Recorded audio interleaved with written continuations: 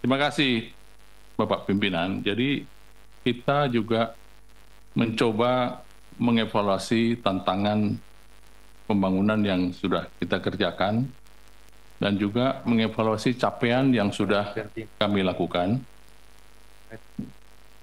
Izinkan kami mengganti slide yang sekarang yang tadi Bapak Pimpinan minta, bahwa apa yang kami lakukan di sini bersama kawan-kawan itu ada baseline 2019, capaian 2023, dan target RPJMN dan RKP yang pada saat ini sedang kami lakukan evaluasi, dan dengan basis evaluasi itu kami merencanakan akan melakukan apa yang menjadi visi misi pemerintahan baru yang seperti saya sampaikan pada Bapak sebelumnya, bahwa apa yang kita kerjakan bersama adalah kelanjutan dari pemerintahan-pemerintahan sebelumnya.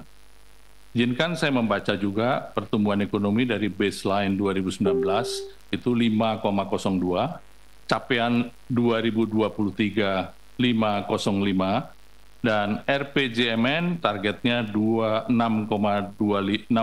sampai 6,5, dan dengan RKP 5,3, 5,7, dan capaian yang diperkirakan ini tidak tercapai.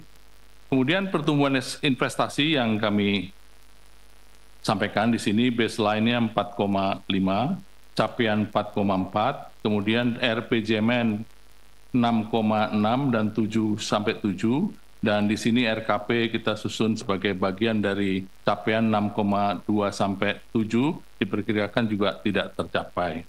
Industri pengolahan juga demikian dengan baseline 2019 19,7, capaian 18,67, RPJMN 21 diperkirakan juga tidak tercapai. Tingkat pengangguran terbuka juga demikian, kita perkirakan juga tidak tercapai. Kemudian tingkat kemiskinan yang merupakan bagian dari indikator kesejahteraan sosial, baseline-nya 9,22%, kemudian capaian 2023 9,36, dan RPJMN targetnya 2024 6 sampai 7%, RKP 6,5 sampai 7,5%, ini juga tidak tercapai. Demikian juga indeks Gini, rasio Gini, itu baseline-nya 0,38, capaian 0,388, RPJMN 0,36, RKP juga demikian diperkirakan tidak tercapai. Indeks pembangunan manusia atau Human Development Index, baseline-nya 71,92%, capaian 73,55%, RPJMN 75,54, dan RKP 73,99 sampai 74,02 diperkirakan juga tidak tercapai. Nilai tukar petani ini juga agak baik karena targetnya baseline-nya 100,90,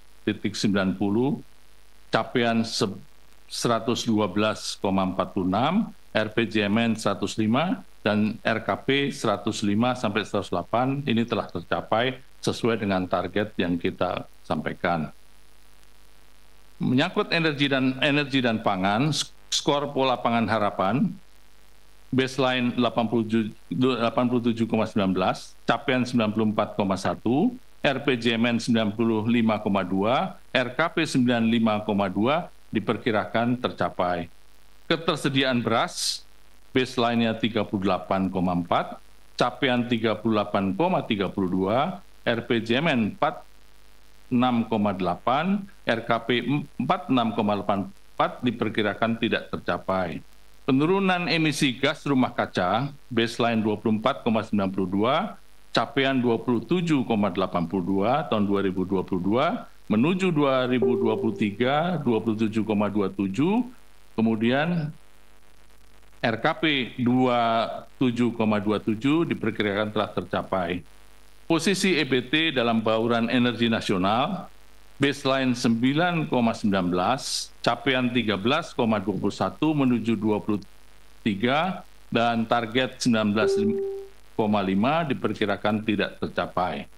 Kemudian indikator sumber daya manusia, rata-rata lama sekolah penduduk usia 15 tahun ke atas, baseline 2019 8,75, capaian 2023 9,13, RPJMN 9,18, RKP 9,29 diperkirakan telah tercapai. Angka partisipasi kasar pendidikan tinggi, baseline 30,28, capaian 31,45, RPJMN 37,63, RKP 32,28 diperkirakan tidak tercapai. Angka kematian ibu per 100.000 kelahiran pada baseline 2019 305 dengan angka tahun 2015, capaian 2020 189, ini terus menurun, RPJMN 183, RKP 183 per 100.000 kelahiran, ini diperkirakan tercapai. Kemudian prevalensi stunting pada balita, baseline 27,67%, capaian 20 pada 2023 21,5%, RPJMN ditargetkan 14, RKP 14 diperkirakan tidak tercapai. Demikian evaluasi capaian yang kami sempat catat.